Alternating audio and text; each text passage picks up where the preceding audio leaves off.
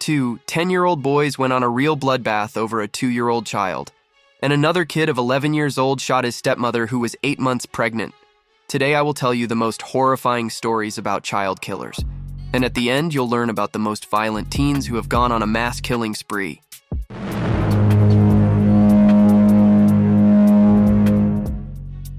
Recently, I've been reflecting on my entire life, remembering moments from my childhood, running around the streets with my friends, climbing abandoned buildings, eating delicious and cheap ice cream.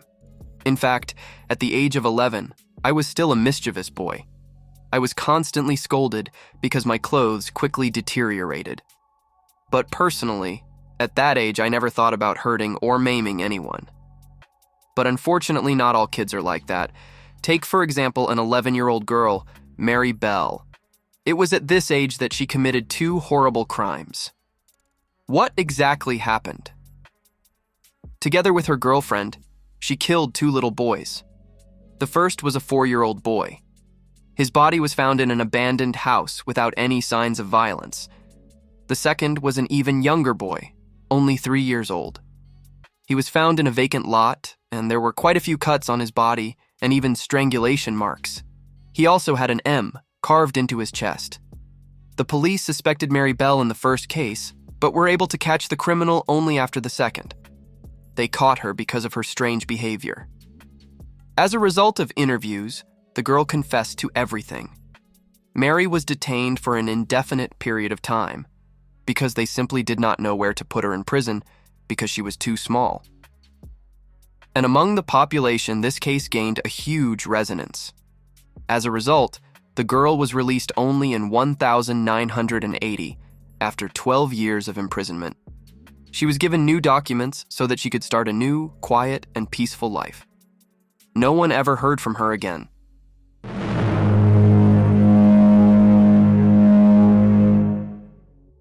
Terrifying case, isn't it? But I haven't told you all the details of the incident because there's not much to be found. Most of the information about the incident has been censored, and the story is limited to a few foreign articles. But the following story is just something. I probably won't even comment on it. John Venables and Robert Thompson, 2 10-year-old boys, decided to skip school at a mall. There they discovered a little 2-year-old boy, whom his mother had left alone while she went to the meat department to pick up some merchandise.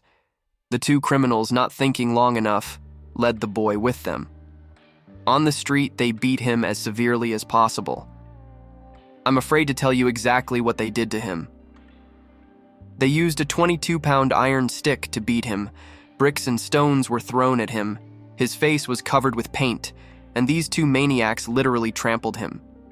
After they saw that the body was no longer moving, they dumped it on the railroad tracks, hoping that the murder would be reclassified as an accident. But their atrocities were uncovered thanks to CCTV cameras that had been installed in the shopping center. The boys were eventually jailed for 8 years. Upon their release, new paperwork was prepared for both brutal killers, as well as working to completely anonymize them.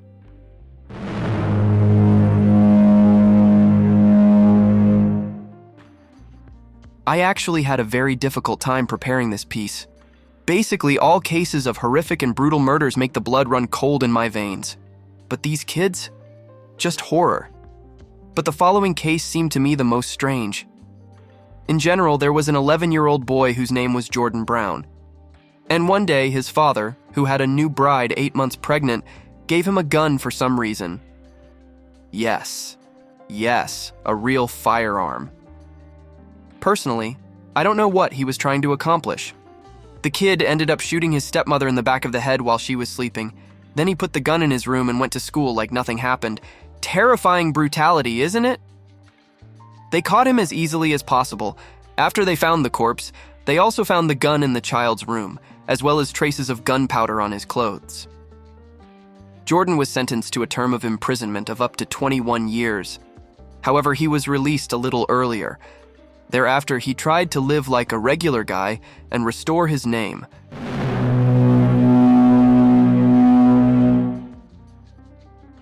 In general, I am extremely amazed at how cruel children can be. It touts is like they can't empathize with anyone at all. And we're not even talking about all those murderers right now. although the story itself is directly connected to one of them. Eric Smith was the real object of ridicule and bullying at his school. The fact that he had a special appearance and he grew up in a dysfunctional family.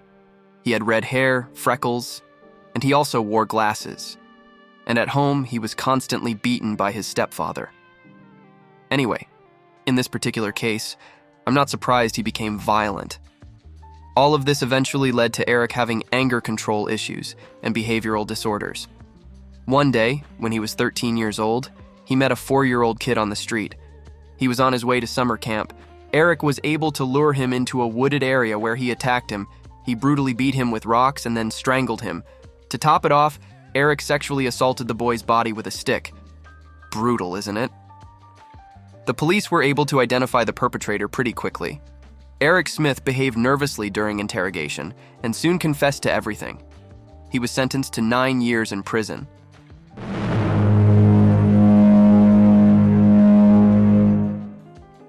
But you know what scares me most about all these cases?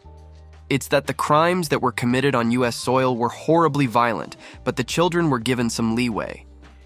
But in the case of Lionel Tate, it was very strange. The story was as follows. When the boy was 12 years old, his mother was asked to look after a 6-year-old girl. The mother was at home, and she went to cook a meal, leaving the children alone. At this point, Lionel, who was into combat sports, began practicing various wrestling moves on the girl. As a result, the girl received very serious injuries, several fractures, liver rupture, as well as many serious bruises. When the mother noticed the body, she immediately called an ambulance. Unfortunately, the girl could not be saved. When questioned, Lionel claimed that he was just playing with her, but no one believed his words. At his trial, he was sentenced to life in prison without parole. And all this with a 12-year-old boy, a horrifying story of injustice because the same kid who shot his stepmother was sentenced to only 10 years. Why is this so? Write your thoughts in the comments.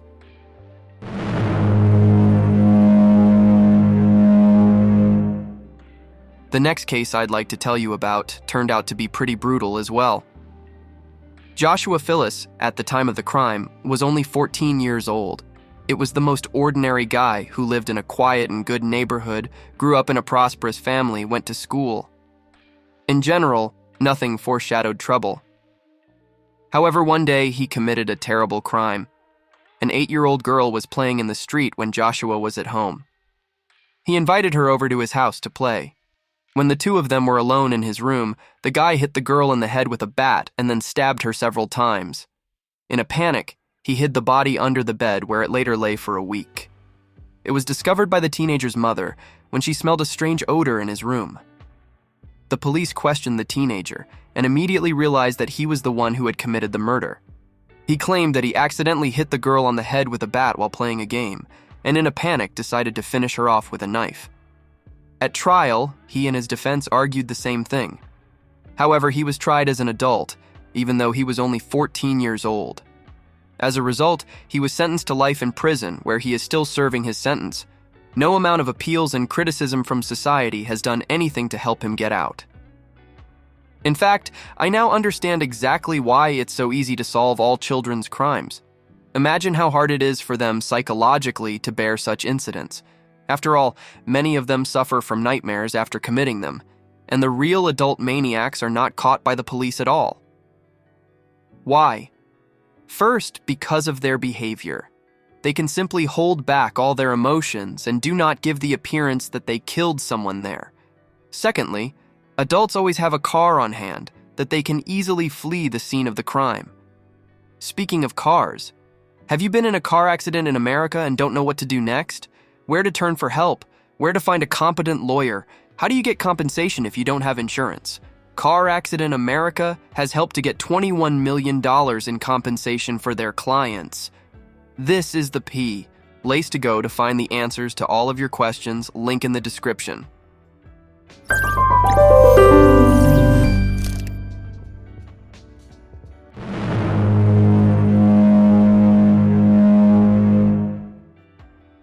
Next, I'd like to tell you about one failed serial maniac.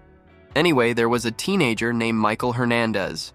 He went to the most ordinary school, lived in the most ordinary family, led the most ordinary life of a 14-year-old boy. Nothing special, however. As it turned out later, he suffered from a number of psychological diseases, which led to terrible consequences. One day, Michael called his peer and friend from school to the school restroom under the pretext of showing him something interesting. When the boys were alone, Hernandez stabbed the victim several times. The investigation claimed that the guy tried to defend himself somehow. However, he failed. As a result, he died from his injuries. The victim's body was quickly found, and the police began investigating the same day. Michael immediately came under suspicion, as traces of blood were found on his clothes. When questioned, he initially claimed his innocence, but afterwards, he confessed to what he had done. According to him, within a few days, he wanted to kill several more of his peers. The reason for this behavior was that Michael suffered from narcissistic and antisocial personality disorder. It was these psychological illnesses that led to the tragedy.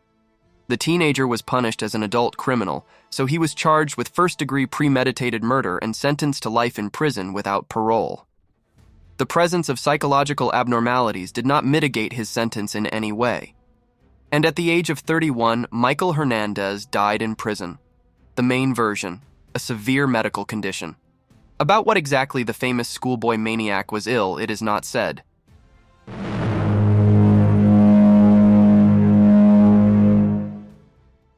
When do you think the first case of skullduggery among children in the United States occurred? The correct answer is in 1979. And what's more, this crime was one of 6 such crimes committed by girls. And in all, there have been more than 200 cases of skullduggery reported in America. Brenda Ann Spencer grew up in a dysfunctional family with a father who suffered from alcoholism. The girl had an interest in guns and violence from a very early age. She also committed theft, was addicted to alcohol and drugs, and skipped classes. All in all, it was immediately apparent that the girl was likely to become a criminal. In the end, on January 29th, 1979, from the window of her house, she shot children who were standing near the school. 8 children and 1 policeman were wounded. 2 people were killed. When the police questioned the girl as to why she committed this crime, she replied that she did not like Mondays. She was sentenced to life in prison with the right to petition for clemency after 25 years in prison. As a result, she is still behind bars to this day.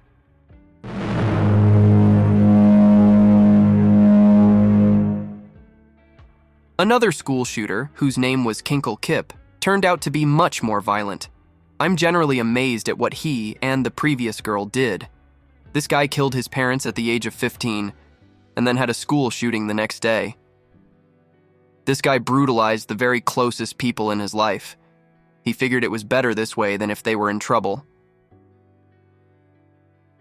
Armed to the teeth, he drove to the school in his mother's car. There, he opened fire to kill. As a result, 2 students were killed and 24 were wounded. He was caught by 7 students who pounced on the terrorist as he was reloading his weapon. They held him down until the police arrived. In the end, Kinkle Kip was sentenced to life in prison without the right to appeal. The motive for the crime committed was completely unclear. Psychologists only diagnosed him as clinically depressed. The defense also claimed that the guy suffered from schizophrenia. However, none of that helped him get his sentence reduced. In general, I still can't understand why children and teenagers commit such horrible crimes. And what scares me the most in all of these cases is the fact that at such a young age, people did not realize what they were doing. Most of these horrific murders were committed for reasons that were not understood. More importantly, they were so brutal. It was as if the kids had hated them their whole lives. Personally, I think it all has to do with the fact that at such a young age, a person has compassion, which makes all the crimes committed seem like something fun and ordinary to them. And of course, I'm not talking about the last 2 cases, because these guys were the real badasses. Which of the cases is the most memorable for you? Write about it in the comments. Personally, I'll highlight a brutal murder by a couple friends. Thank you for watching.